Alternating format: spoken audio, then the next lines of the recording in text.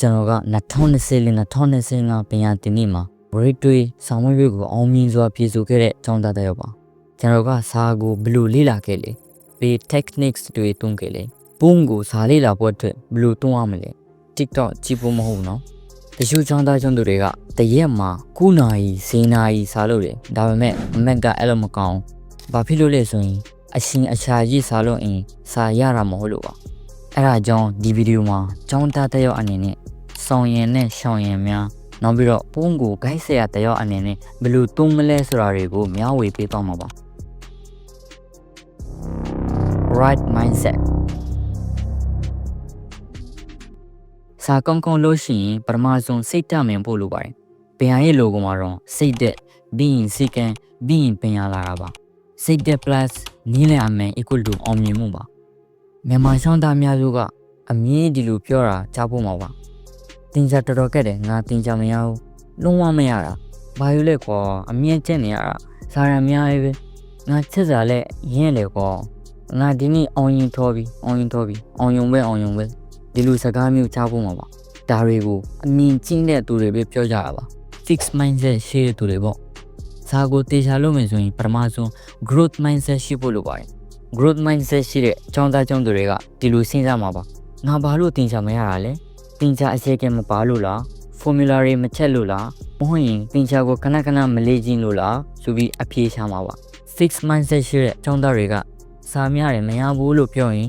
growth mindset ရှိတဲ့ကျောင်းသားတွေကစာမြရင်ဘာဖြစ်လဲအမက်လက်အများကြီးရမှာဘို့လို့ပြောမှာပါ fix mindset ရှိတဲ့သူတွေကဘယ်တော့မှစာရမှာမဟုတ်သူတို့ကအမြင့်စင်ကြယ်ပြနေမှာပါအဲ့ဒါကြောင့်စာတေချာလုပ်တော့မယ်ဆိုရင် growth mindset မွေးထားဖို့လိုပါတယ်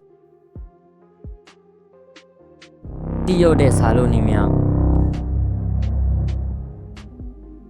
စာကိုတိတိရောက်အရှင်တို့အတွင်းလို့ရှိရင်ဒီနေ့တွေကိုတုံးပါအရှင်ဇေယျဆွေပြီးလိုက်နာပါအရှင်ဇေယျမရှိရင်တနေ့ကုန်ဘာမှလုပ်ဖြစ်မှာမဟုတ်ပါဘူးဒါလို့ရင်ကောင်းမလားဟိုဟာလို့ရင်ကောင်းမလားနဲ့ပြီးတော့မယ်အရှင်ဇေယျရှိရင်ကိုကဘာလို့ရမလဲဆိုတာတေးတေးရှာရှာသိတဲ့အတွက်အရှင်ကွန်တက်တာပါတယ်နောက်ပြီးတော့ဒီနေ့ဘာတွေလုပ်ပြီးပြီလဲမနေ့ဖြန်ဘာလို့ရမလဲဆိုတာသိတဲ့အတွက်စိတ်အားတက်တင်လာပါတယ်အရှင်လက်တော်တော်တင်ဖို့ရှိလာပါတယ်နောက်တစ်ခုအကြံပေးရှင်တာကအရှင်ဇေယျကိုမိမိနဲ့ကိုက်အောင်ဆွေးပါမဟုတ်ရင်အကြာကြီးလိုက်နာနိုင်မှာမဟုတ်ပါဘူး take notes active listening ဆိုတာဘာလဲကြည့်ပါသလား active listening ဆိုတာနားတော်တာ plus မေဇူရေးတာပါဆရာမပြောတာကိုနားတော်မယ်အရေးကြီးတာရှိရင် notes အောင်မှရေးမယ်အခုတင်ယူတင်မှာ objective တွေအများကြီးပဲအဲ့ဒီ objective တွေက concept နားလည်မှဖြစ်နိုင်မှာပါအဲ့ဒါကြောင့်ဆရာမများပြောတာကိုတေချာနားလည်ပြီး notes အောင်မှမှတ်ထားဖို့လိုပါတယ် note ရေးချင်ရင်နောက်တဲ့အရှုရှိစုတစ်ခုစဉ်စာမှုဝေးနေလာရင်စာတွေအစအဆုံး revision လုပ်ဖို့အရှိမရှိတဲ့အခါ note ပဲ revision လုပ်ရင်ရပြီ Pomodoro technique တို့မှာ Pomodoro technique ဆိုတာ25မိနစ်စာလုပ်ပြီးတော့5မိနစ်နားတာပါ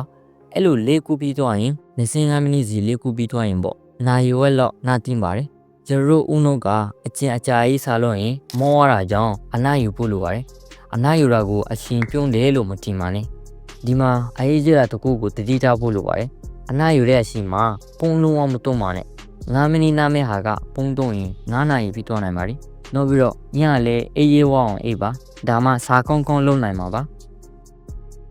revision လုပ်ပါတင်ပြီးသားစာတွေကိုခဏခဏ revision လုပ်ပါ violo စက်စာဆိုရင်အရင်မင်းပါတယ်အဲ့ဒါကြောင့်ခဏခဏ revision လုပ်အောင်ပါမယ်မဟုတ်ရင်စက်ပြီးသားစာတွေမေးသွားရင်တော်တော်နှမျိုးဖို့ကောင်းပါတယ် revision ဘယ်လိုလုပ်မလဲတပတ်တက်ကလုပ်အောင်မလားတလတက်ကလုပ်အောင်မလားဆိုရင်စာတွေအရင်မေးရဆိုရင်ခဏခဏလုပ်ပေါ့ကိုယ်နဲ့အဆင်ပြေသလိုလုပ်ပါတင်ချာဆိုလဲခဏခဏထွက်နေရပါမယ်ဖုန်းကိုအရှုရှိအသုံးပြုခြင်းအခုကဖုန်းကိုဘယ်လိုအရှုရှိတုံးမလဲဆိုတာပြောပြပေးပါမယ်ဖုန်းကအခုခေတ်မှာတော်တော်အသုံးဝင်နေတဲ့အရာဖြစ်နေပါပြီဖုန်းကမီးလိုပဲ Fire is a good servant but a bad master ပြောတယ်လို့ဖုန်းကိုတွန်းတက်ရင်အရင်ကောင်းတယ်မတွန်းတက်ရင်တော့ပြောမနေနဲ့တော်တော်ဆူတယ်အဲဒါကြောင့်တွန်းတက်ဖို့လိုပါတယ်ကျောင်းတက်တဲ့ရောက်အနေနဲ့ဖုန်းကိုအရှုရှိတုံးလေဆိုတာဖုန်းကနေစာလေ့လာတာပေါ့အဲဆိုဖုန်းကနေစာဘယ်လိုလေ့လာမလဲပတ်စံတဲ့အများကြီးပေးပြီးတော့စာအုပ်တွေမဝေရှင်ဒီ app ကို install လုပ်ပါဒါကတော့ချောင်ရတာလို့မဟုတ်ပါဘူးအပြည့်စုံလေး teacher guide တွေဖက်စာအုပ်တွေပြန်ရေးဆိုင်ရာ PC အလုံးကိုဒီ app ကနေ download လုပ်ရပါတယ်